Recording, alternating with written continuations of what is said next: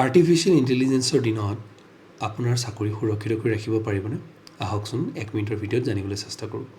যোৱাটো ভিডিঅ'ত মই কুণালৰ কথা কৈছিলোঁ, যি আপোনাৰ টীমত নতুনকৈ জইন কৰিছে, আপোনাতকৈ ভাল কাম কৰে, কম খৰচত কৰে আৰু অতি কম সময়ত কৰে। এতিয়া আপোনাৰ হাতত দুটা অপশ্যন আছে।